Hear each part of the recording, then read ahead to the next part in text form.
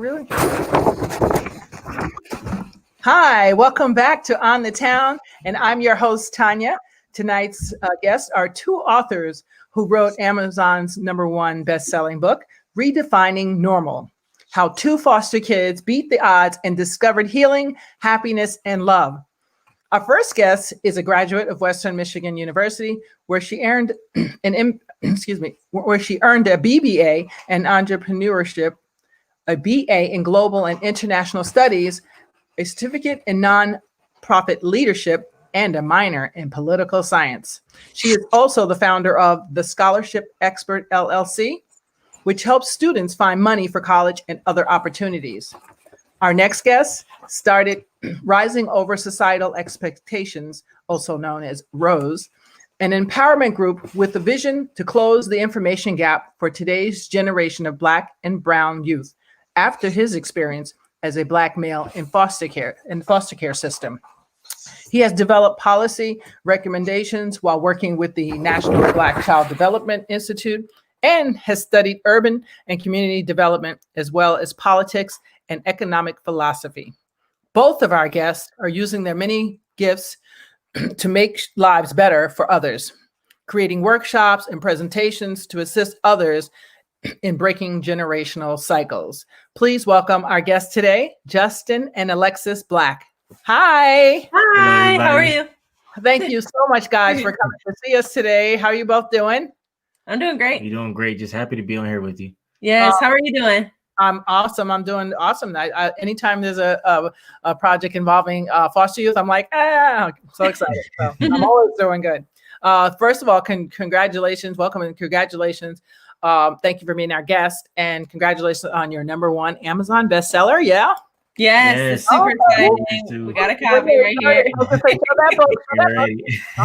That is so awesome. So for people who have never been in foster care, or those who had great childhoods, let's say, I just want to go back for a moment because, we like to move forward. I get that. But sometimes, people are not as aware. So for a moment, so that the viewers can realize how brilliant and resilient both of you are. So first, Alexis, you were just 6 years old when your mom passed, and I believe you said 13 when your father went to prison for childhood endangerment. Can you share briefly on that experience? Yeah, absolutely. So my biological mother passed when I was 6. She actually died from suicide. Oh. And then right after that, I went to go live with my biological father. And around that time was when he started abusing me. And it was physical, emotional, and sexual abuse. And that lasted until I was about 13 when he went to prison. And then I think I was about 14 or 15 when I had to testify against him. And so at that time was when I legally went into foster care. Well, that's good. So you never contacted back with him again? No, I mean, he tried to contact me, but I got like a no contact order to where he can't speak to me. Good for you. Good for you. I'm very proud of what you did, because that takes a lot of guts. Most we never want to lose the connection with family, no matter what cost that is. So this is why I love this book too. We'll go into it further, but this is another reason why. So I'm going to get there. So let's bring the audience in.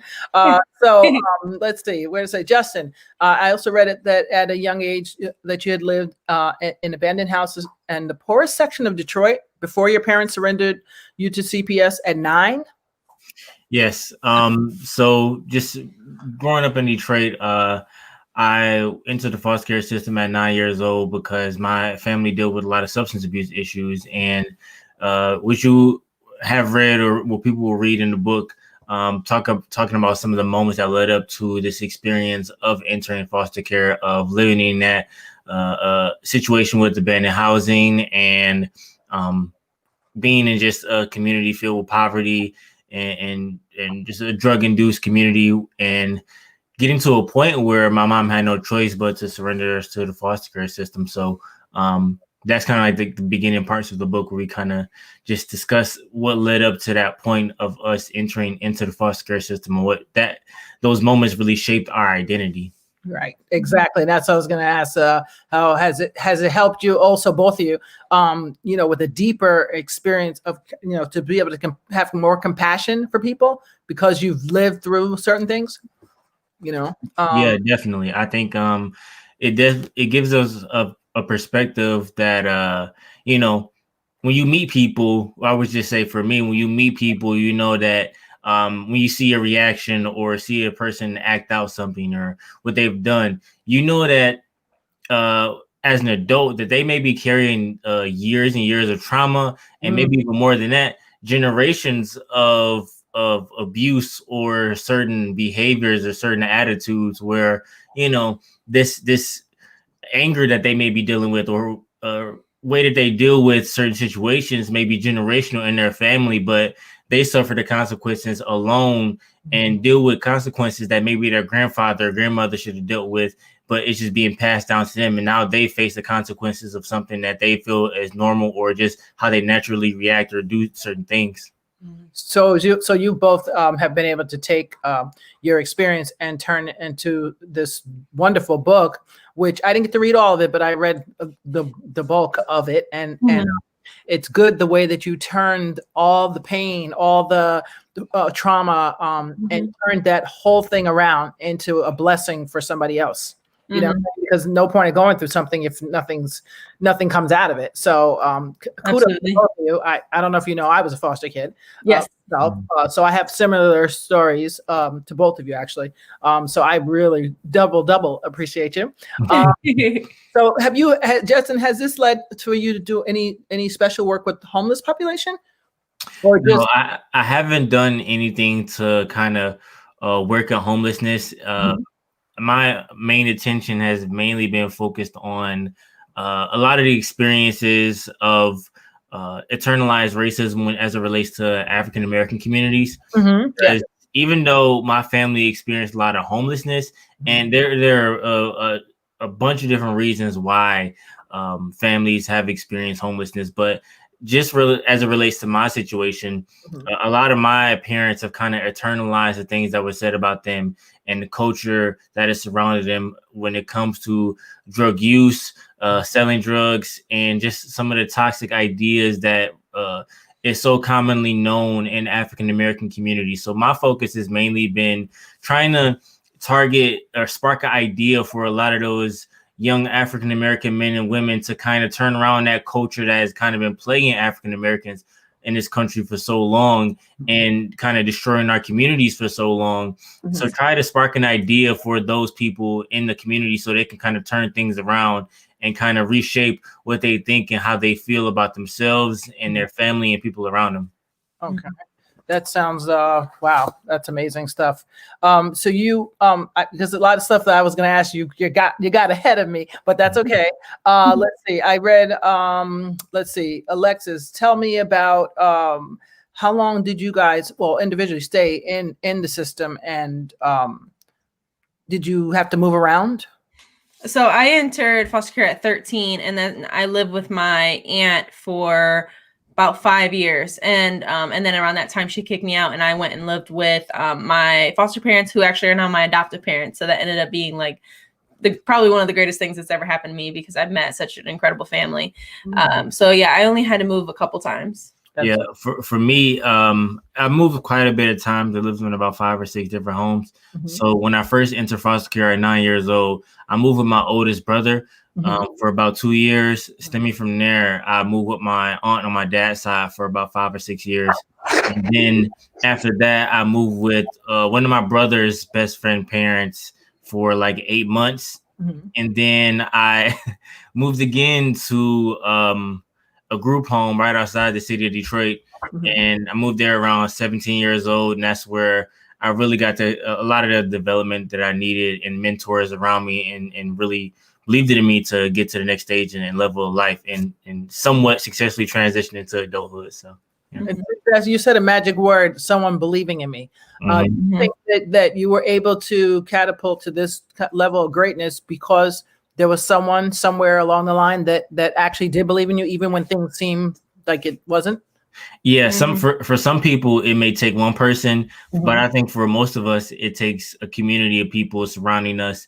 And everywhere we look, every direction we go, there are people believing in us and speaking life into us. And I think that's what a lot of people need to be successful. Most people need to be successful.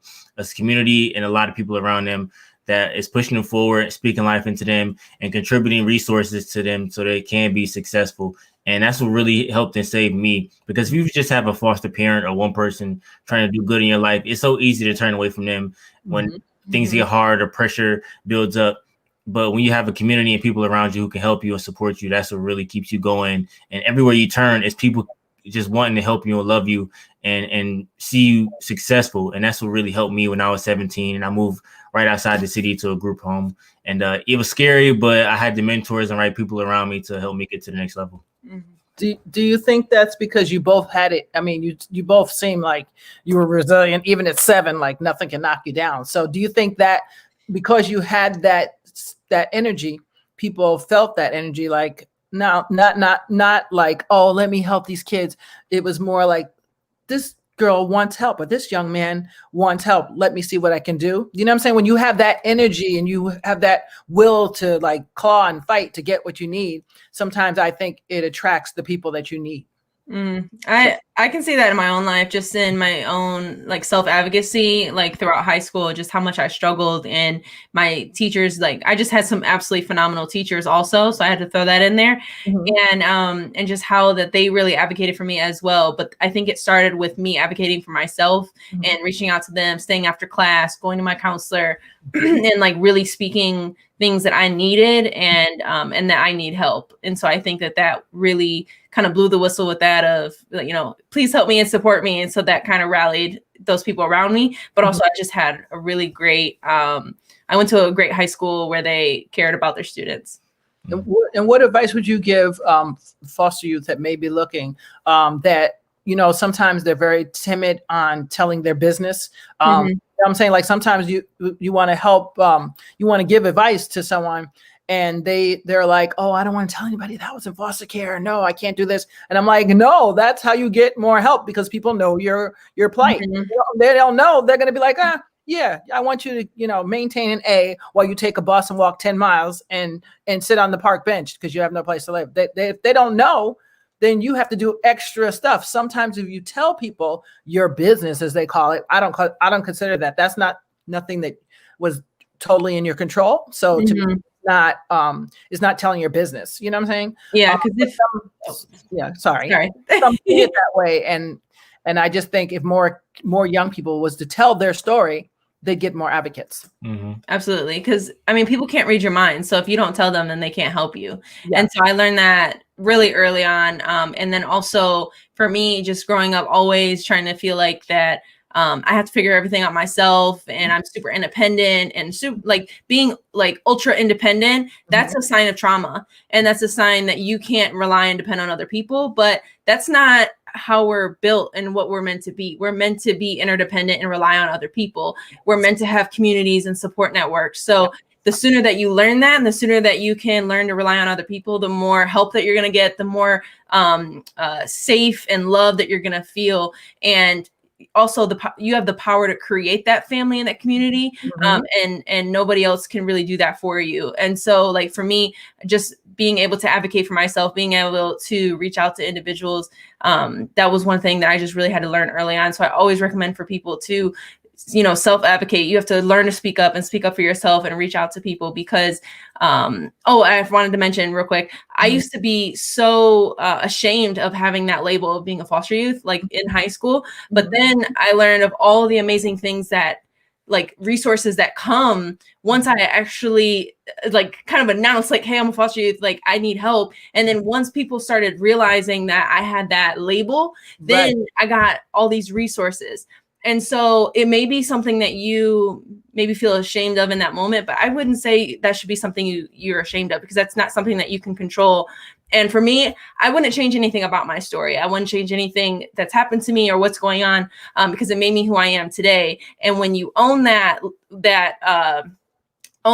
you're a foster youth, then actually you can get more resources and more people can line up to support you. But also, I mean, how many opportunities are there for foster youth or youth who've experienced foster care to actually say that they have those experiences and express those ideas? Like, I didn't know how to, when I was in high school, I didn't know how to explain that to my counselor or certain people.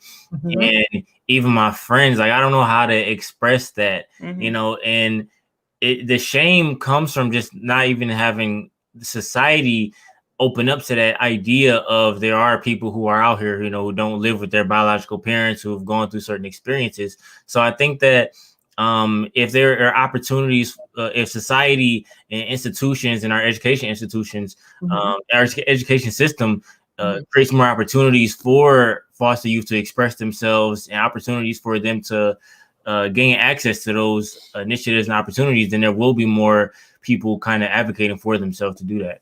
Absolutely. And I back to one point you just made. I'm a big believer in tribes, and I believe that we all are supposed to belong to a tribe. I mean, no matter where you go in the animal kingdom and where you go in the human kingdom, I believe that's a fact. And so while our parents are sometimes only a vehicle to get us here, I believe you need a tribe to carry you through, no matter who you are. You know what I'm saying? So it's good to pick and choose your people, your tribe, I call it. It doesn't matter what color somebody is. That's not, I don't mean tribe in that sense. I meant in the sense of your circle. And so sometimes you have to put yourself out there to build your tribe.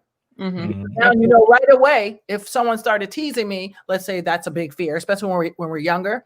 If someone started teasing me, then I know that's definitely not going to be in my tribe, right? But those are so it's so important to know that you have to have some advocates for yourself. You have to advocate for yourself, and you have to have people that are in your tribe that help advocate for you. So I appreciate all that you just said. Alexis, you always go in the book. Do you guys also talk about abuse and how to turn that around?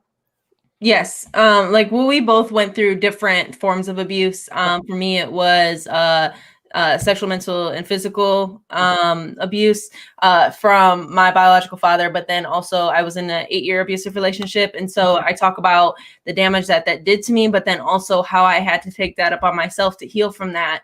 And nobody could heal me but myself. And so how I use my faith and how I use counseling and therapy and different things to help me get through that.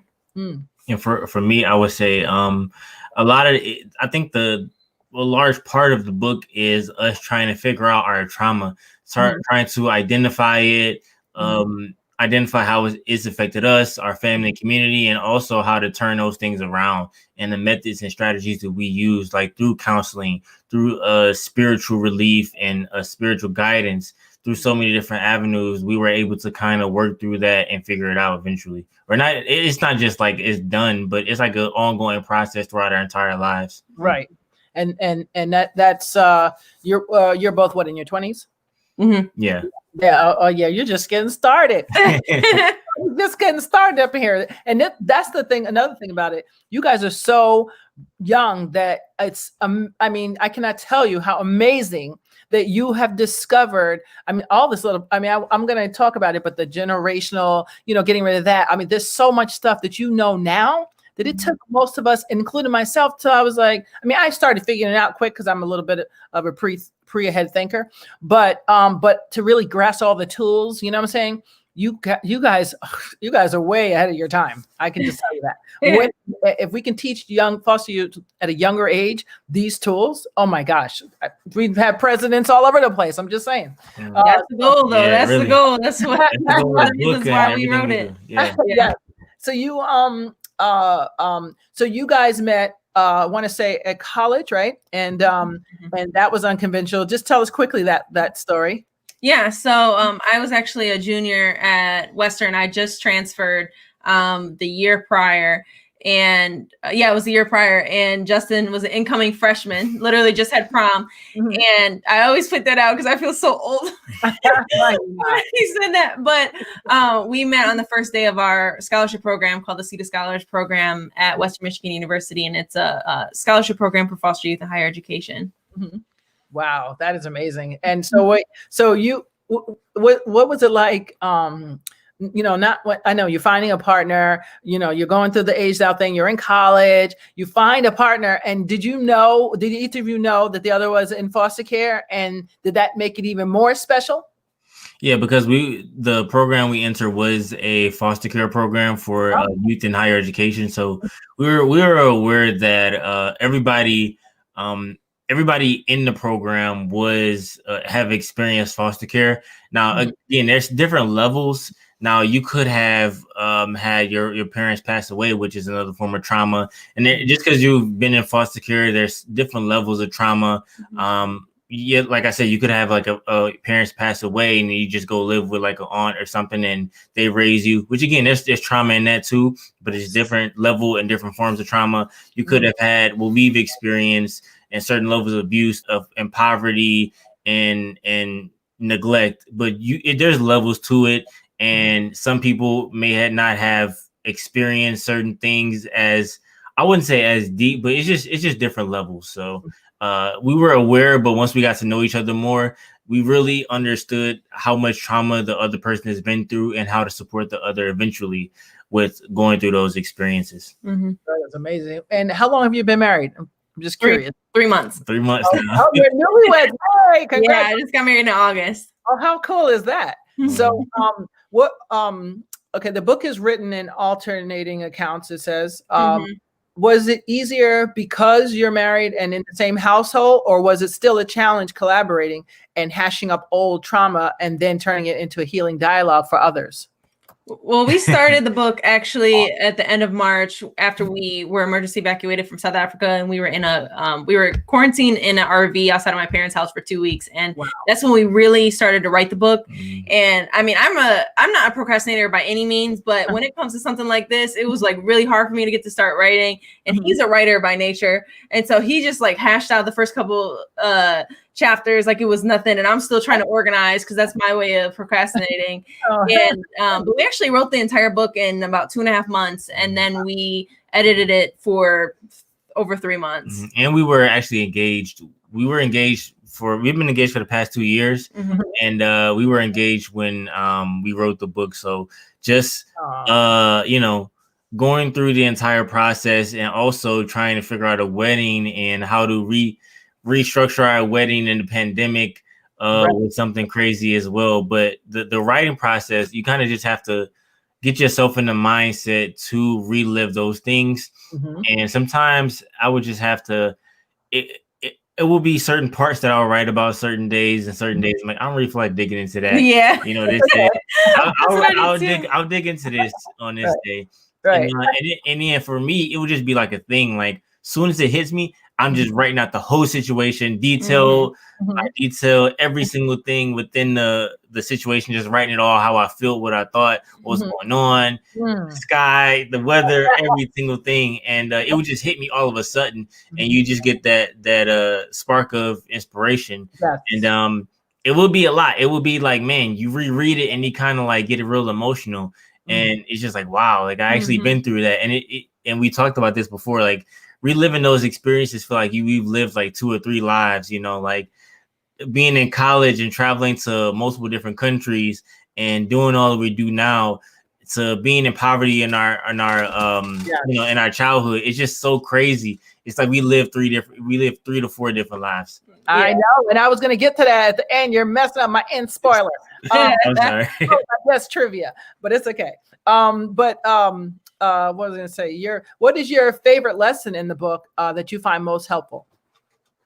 I would say, I mean, for me, as far as like what it taught me, I would just say the biggest lesson is one, ever since I was a child, I was always curious about new opportunities, new things. That's curiosity. I don't know what it was that was really in me that sparked this, but I always had a curiosity to do more and try things. And I was always nervous too, because of a lot of the barriers that have been set before us. I was always nervous too, but just that curiosity. I learned that being in Detroit for 17 and 18 years to, all of the things that we've done in college. And I don't want to give away the traveling stuff too much, but I was just thinking about that today. Like, man, like all the traveling we've done and everything we've done. I was mention a little bit about that, but go ahead. But that sense of curiosity is just like the biggest thing that I've learned, and just self-reflection of, we didn't want to make this a blaming book where we just attack and blame our family, but being self-reflective of the things that we've done wrong also. And I could have easily left some things out of the book that I've done wrong and just pass it over, but I wanted to be honest and truthful in my experiences. So just being as reflective as possible is something that's just important for me, and open and honest and transparent. Amazing. Amazing. So my little I'm gonna read a couple of the comments, but before I do, I just want to tell you guys. Okay, so ready? Alexis has studied abroad in countries like Hong Kong, South Korea, and South Africa. And Justin, okay, this is your bragging rights. I'm doing it for you. Has been in countries you studied in Rwanda, Uganda, Senegal, and South Korea. You hit all my people. Woo woo. That's awesome. Look at that. And that's what makes it even more put the extra icing on the cake, because like you said, you've literally been way down there, and you've been in the gutter. You know what that's like. You felt it, you smelt it, you know everything about it. But also been around the world and seen, guess what? It could be worse. Right. I know in some part, if you went to, let me see, where some parts of Uganda, some parts of Rwanda, some parts of South Korea, even depending on you, whenever I go travel, I always go to the quote unquote hood. I always go, I always do that, since I don't know, my mother, when she used to make me, my foster mother used to make me drive around with her when I was younger. And I learned that very young, that go to the poorest of poor area, and then you know how they treat their people. Yes, absolutely. That's so true. Yeah. So you've seen it all. So when you wrote this book, oh my gosh, you guys I can't wait to read the whole thing, because this is just unusual that someone has this much knowledge at your 20 something years old. It's like the life of like an 80-year-old. I did want to add something super quick. So we actually decided to write this book as a way for us to get closer together before we got married. Because as you can imagine, two former foster youth with a ton of trauma, like, you know, it's kind of, as we say, like a ticking time bomb if we allow it to, if we're not super intentional on healing and working on ourselves. And so I would say, like, the biggest lesson for me that I want people to take from this book is that we were purposeful in the way that we structured this book on having alternating accounts in the book, and then also to show you our individual journeys of healing and self-discovery before we could come together.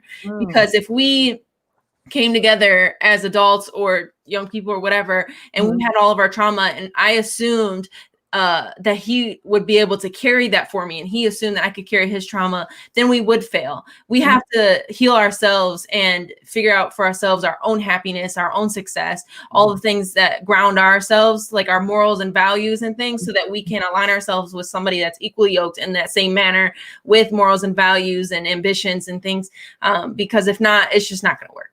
So that's definitely one of the greatest lessons that I hope that people get from this. Thank you. No, that is brilliant. And especially as a couple, a lot of people, especially fosters, we tend, not just fosters, but anybody who's dealing with abandonment or neglect or abuse issues. So they may not have been actually in care, but if you deal with those issues, also comes the fact that what you haven't discovered about yourself, or did therapy for, or healed yourself with from childhood, you will attract the same exact thing. Exactly. And I didn't want to live my entire adulthood, or I didn't want to live my entire life healing from my childhood, and I didn't want to pass that on to my kids. Yes. I cannot tell you. I'm like a mother that's so proud of both of you. We appreciate it. I've worked with grown adults who do not get that concept. They're like, "Oh no, I love him and he's so great." And I was like, "Well, how's he going to change from his past?"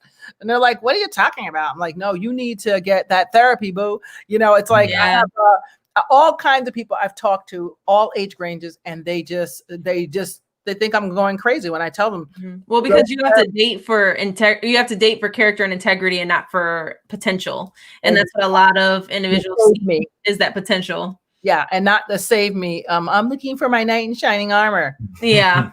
Sorry, I can't rescue you because I didn't even rescue myself. So, true. Yeah. Before I read the comments, are there any new projects on the horizon, and where can we purchase your book? I cannot believe time is flying.